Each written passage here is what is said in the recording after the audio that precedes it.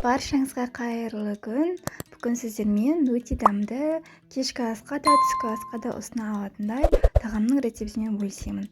Ең алдымен осында тауықтарымызды жақсылап маринадтап аламыз. Тұз, бұрыш, кез келген специястарды салсаңыздар болады, және де чеснок, соевый соус жақсы дәм беру үшін, және де соевый соус жақсы қыздырады. Одан кейін пияз, болгар бұрышын, және де помидорды салып барлығын жақсылап маринадтап аламыз. Мысалға, мен осылай маринадтағанды жақсы көремін. Өте дәмді болып шығады, сочный болып шығады. Осылай маринадтап жақсылап, кішкене бір жарты сағатқа тындырып қоямыз осылай.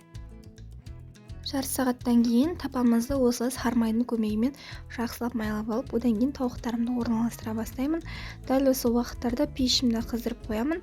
180 градуста 2 сағатта немесе 1,5 сағатта пісіріп алсаңыздар болады. Сіздердің пештеріңізге қарай барлығын орналастырып болғаннан кейін мен үстіне кішкене оливке масла құйып жібердім. Одан кейін фольганың көмегімен табамыздың бетін жабатын боламыз. 1,5 сағат пісіріп алғаннан кейін фольганың көмегімен одан кейін жарты сағат немесе 20 минутқа фольганы алып тастап кішкене бетін қыздырып алсаңыздар болады. Одан кейін мен қасына гарниріне картошканы осы суға осындай бүтіндей бұқтырып алдым. Және де оны пешке салып пісіріп алатын боламын тағы да әдемі болу үшін. Бетіне кез келген тұз және де бұрыштарды сепсеңіздер болады.